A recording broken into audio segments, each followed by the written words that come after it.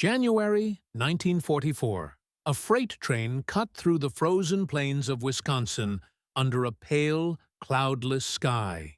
Inside one of its wooden cars sat 40 captured German officers, men who had fought in North Africa, men who had believed they would die in the desert rather than surrender to the Americans. The rhythmic clatter of wheels against steel broke the silence as they stared through narrow slits in the boards, expecting to see barbed wire and guard towers rising from the snow. Instead, they saw pine forests, a small town in the distance, children skating on a frozen pond. When the train finally stopped, a U.S. Army officer opened the door and called them out, politely. No shouting, no rifle butts, no threats. The prisoners stepped onto clean gravel paths that led not to a dungeon, but to a row of neat wooden barracks. Steam drifted from a nearby kitchen. The air smelled of coffee and baked bread. For the first time, they began to realize captivity in America was nothing like the nightmare they had been told to expect. By early 1943, the war had entered a brutal middle phase. Across Europe, the Wehrmacht was being pushed back from Stalingrad.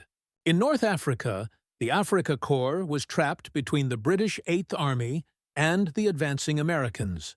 As Allied victory in Tunisia became inevitable, tens of thousands of German soldiers, including many officers, were captured.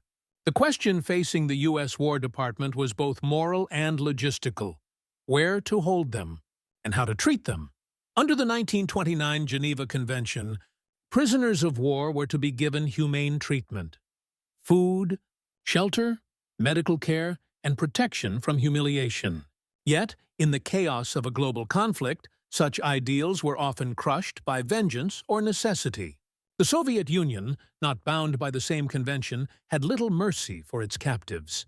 Germany's own camps, like Stalag Luft 3 or Stalag 90B, were already infamous for deprivation and cruelty. In contrast, the United States, distant from the front lines, possessed both the resources and security to do something different. Between 1942 and 1945, over 425,000 Axis POWs were transported to American soil, the largest number held outside Europe. They came by ship from North Africa or from U-boat crews captured in the Atlantic. Some were Luftwaffe pilots, others infantry from Rommel's divisions, or sailors rescued from sinking vessels. Their destinations were scattered across the continental United States: Texas, Oklahoma, Wisconsin, Georgia, and beyond. To many Germans, the very idea of being taken to America seemed impossible. Nazi propaganda had painted the U.S. as chaotic and racially divided, a land of greed, ruled by what Joseph Goebbels called degenerate democracy. Soldiers expected to be paraded as trophies or forced into hard labor. Instead, they were processed through organized camps modeled on U.S. Army standards, inspected by the Red Cross, and often fed the same rations as American troops. The War Department viewed POW care not as charity, but as a test of civilization. General Alan W. Gullion, head of the Provost Marshal General's office, insisted that discipline and dignity must define every American camp. Each camp was commanded by a U.S. officer, staffed by guards trained to enforce order without cruelty. And while strict rules existed, escape attempts were punished. Political agitation banned, the overall philosophy was pragmatic. Fair treatment would reduce resistance, encourage cooperation, and uphold the nation's moral authority. This was not sentimentality. It was strategic morality, a calculated blend of law, efficiency, and image. And soon, that image would shock the very men who had been taught to believe Americans were barbarians. By mid-1943, the American POW system had evolved into one of the most complex humanitarian operations of the entire war. Across 46 states, the War Department oversaw a network of more than 500 permanent and branch camps. Some, like Camp Swift in Texas, held tens of thousands of men. Others, such as Camp Algona in Iowa or Camp Clinton in Mississippi, housed smaller contingents, often officers and specialists. Each facility followed the same design language, rows of wooden barracks aligned with military precision, a central parade ground, administrative offices, infirmaries, and recreation halls. Surrounding them were double fences of barbed wire and a few guard towers, reminders that this was still captivity.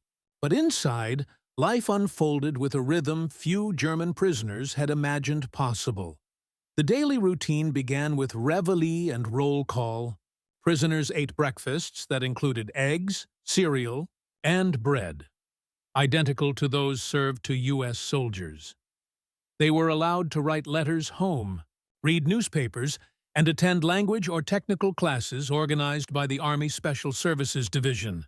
In several camps, German academics among the prisoners even held lectures on engineering, mathematics, and philosophy.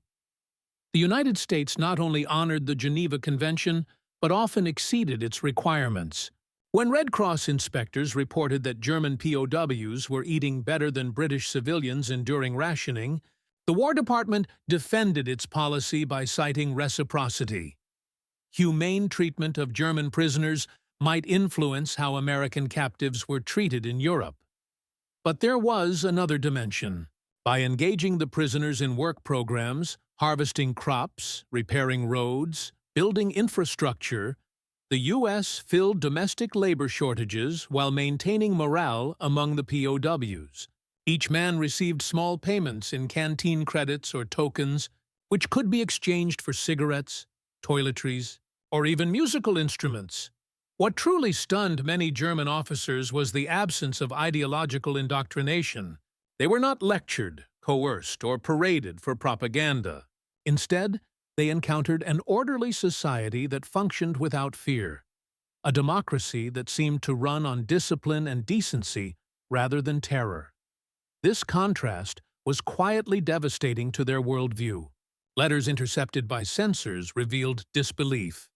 "We are treated as men, not as enemies," one officer wrote from Camp Algona in late 1944. Others described American guards who discussed baseball, lent books, or shared coffee. For men who had been told that the United States was decadent and cruel, it was a disorienting form of cultural shock. The war raged on across oceans and continents, but behind American fences, an unexpected experiment in humanity was underway. One that would test not just the prisoners, but the very moral identity of the United States. For many captured German officers, the first weeks in American camps felt like waking from a fever dream. They had survived defeat, crossed an ocean in silence, and arrived in a land they knew only through propaganda. What they found was order, abundance, and a kind of calm they could not easily understand. In Camp Algona, prisoners organized orchestras that played Beethoven and Brahms in the evenings. The U.S. Army provided instruments, and Red Cross representatives attended their concerts. In Camp Tonkawa, Oklahoma, prisoners built elaborate model towns from wood scraps and held art exhibitions judged by American officers. Some even staged theatrical plays, writing scripts and performing in handmade costumes, productions that attracted local civilians who were curious about the enemy guests. At Camp Clinton, Mississippi, a former Luftwaffe officer taught English classes to fellow prisoners, while a captured engineer designed small mechanical toys for the guards' children. Letters home reveal how surreal it all seemed. "We live as if in another world," one soldier wrote. "The guards are polite. The food plentiful. We are allowed to laugh again." The Red Cross permitted German chaplains to hold Sunday services. Catholic priests and Protestant ministers were given space to conduct sermons, often attended by both officers and enlisted men. Inside these makeshift chapels, where hymns mixed with the sound of distant freight trains, some prisoners began to question what they had believed about the enemy. Even leisure carried meaning. Football matches, table tennis tournaments, and musical evenings gave men a sense of dignity. The Americans understood that idleness could breed resentment. Activity, however small, kept discipline intact. But beneath the civility, a quiet moral tension grew. Some German officers, particularly those loyal to the Nazi Party, regarded such treatment as dangerous softness. They feared it would weaken their men, dissolve ideological loyalty. Others, especially the younger soldiers, began to compare the camp's freedom to the rigid brutality of the regime they had served. In a strange way, these camps became mirrors. Within their fences, men confronted the difference between what they had been told and what they could see with their own eyes. What the Germans didn't know was that this human kindness served another purpose, one far more strategic than sentimental, behind the calm order of every American. POW camp lay a deliberate psychological design. The United States had no interest in humiliating its captives. It sought to disarm them from within. The War Department understood that every German prisoner represented more than manpower. He was a potential source of intelligence, morale, and influence. A broken, embittered man revealed little. A curious, relaxed one might talk. By creating an atmosphere of respect and normalcy, U.S. intelligence officers quietly encouraged conversation about unit structures, supply routes, morale, even new weapon models. At Fort Hunt, Virginia, officially known as P.O. Box 1142, high-ranking officers and scientists were interrogated under conditions that blended courtesy with subtle control. There were no torture chambers, only comfortable chairs, cigarettes, and fluent German-speaking officers. Many prisoners spoke freely, believing they were merely discussing technical matters over coffee. What they didn't realize was that every word was recorded.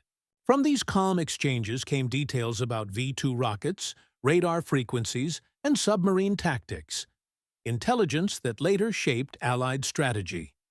Elsewhere, the psychological goal was broader. Treating prisoners well broadcast a message to both enemies and allies. America fights hard, but it does not lose its humanity. This contrasted sharply with reports filtering from Axis camps, where Allied captives endured starvation, beatings, and executions. For the U.S., moral superiority was not just ethical, it was strategic propaganda.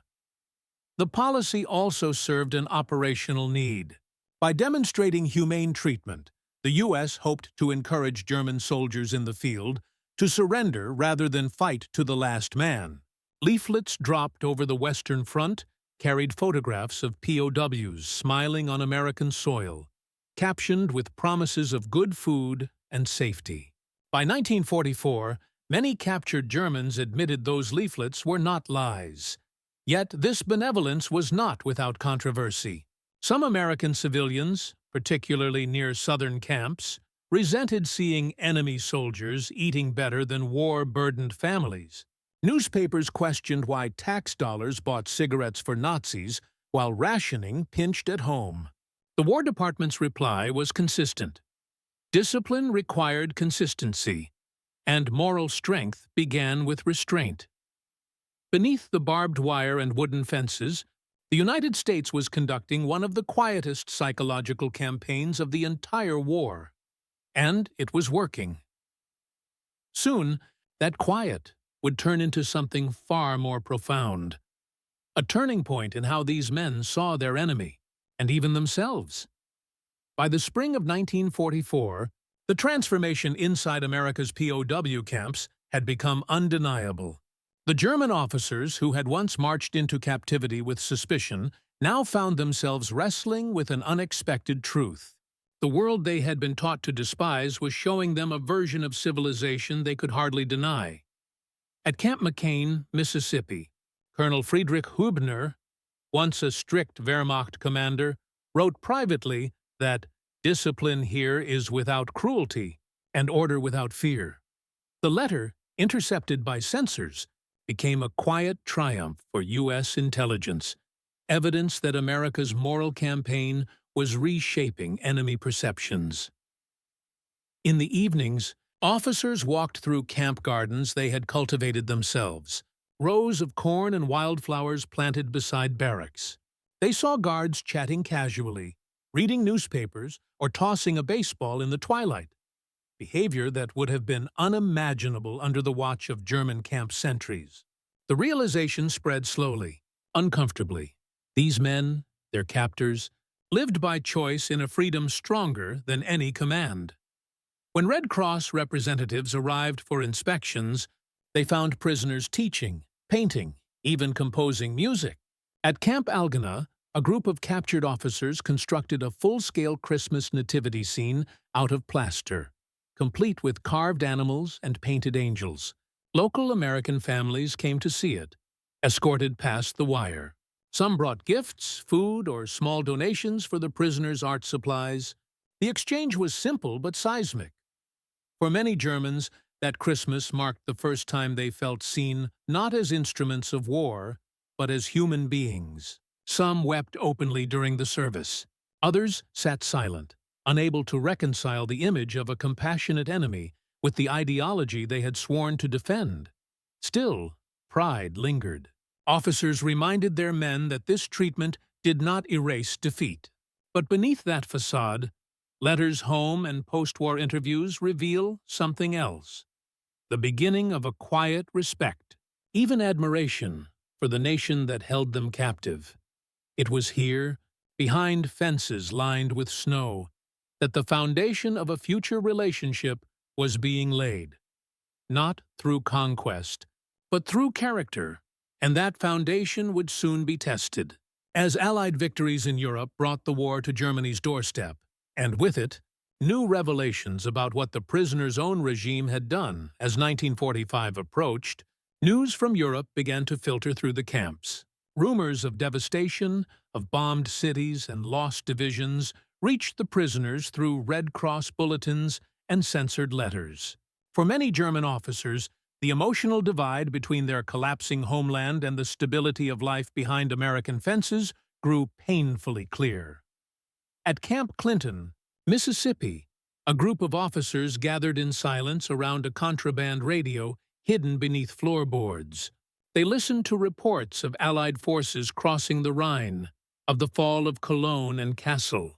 Some wept quietly, others stared into the distance, realizing that the war, and the world they had fought for, was ending. When the guards discovered the radio, it wasn't confiscated with punishment. Instead, the American sergeant in charge told them simply, "You'll hear the news soon enough." That small act of restraint spoke louder than any speech. Then came the photographs. In early May, Red Cross representatives brought official war bulletins confirming the liberation of camps like Buchenwald and Dachau. The images of emaciated prisoners, piles of shoes, the skeletal survivors, they circulated among the German POWs in stunned silence. Officers who had once lectured about honor and order now stared at the evidence of atrocity. One Luftwaffe pilot later wrote, "It was here, in an American camp, that I first learned what we had become." For U.S. intelligence, the moment was pivotal. The humane treatment that had seemed naive or excessive now revealed its deepest purpose: moral exposure. When German prisoners saw the difference between how America handled its captives and what their own government had done to civilians and POWs, the ideological wall cracked. Reports from Fort Hunt noted a significant decline in hostility and argumentation among prisoners after April 1945. Some even requested English-language books about democracy and the U.S. Constitution. Others volunteered to help in camp operations or teach classes to new arrivals. The transformation wasn't universal. Die-hard Nazis still clung to defiance. But the center of belief had shifted. The United States, through discipline and decency, had achieved what bombs could not: respect from its enemies. That moral victory echoed far beyond the fences, setting the stage for how both nations would face the post-war world. One broken, the other tested. Both changed forever. When Germany finally surrendered in May 1945, The camps across America erupted in a silence that felt heavier than celebration. Prisoners gathered at roll call not as soldiers, but as men without a flag. The war that had defined their purpose was over, and now they waited, not for punishment, but for a future none of them could yet see. Repatriation began slowly. The U.S. Army faced the task of returning more than 370,000 German POWs to a continent in ruins.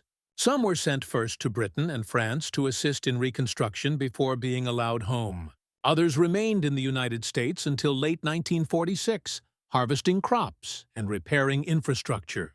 For many, the delay was not unwelcome. The camps had become small islands of stability amid a shattered world. At Camp Hearn, Texas, prisoners wept as they said farewell to American guards who had treated them with respect. Some left behind gifts, hand-carved boxes, drawings, or letters of gratitude. A few requested to stay, even volunteering to immigrate. The Army denied such requests, citing international law. But their sentiment revealed something deeper. For these men, captivity in America had changed the meaning of defeat. As they boarded transport ships bound for Europe, they carried with them fragments of American life. English words, photographs of baseball games, and the taste of coffee. Letters written years later speak of nostalgia, not bitterness. "We lost the war," one officer recalled, "but in America, I found freedom of a different kind." Those words, written in a new Germany still clearing the rubble of its past, captured the quiet paradox of victory, that a nation's true strength is measured not only on the battlefield, but in how it treats those who have fallen before it.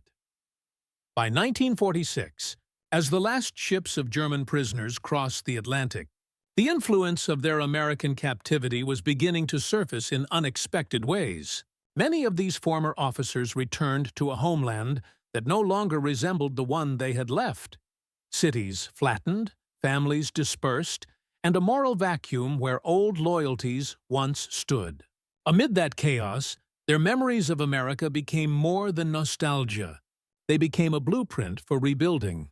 Several former POWs later emerged as teachers, engineers, and public officials in West Germany. They carried with them impressions of American democracy, its fairness, its openness, its insistence on law over ideology.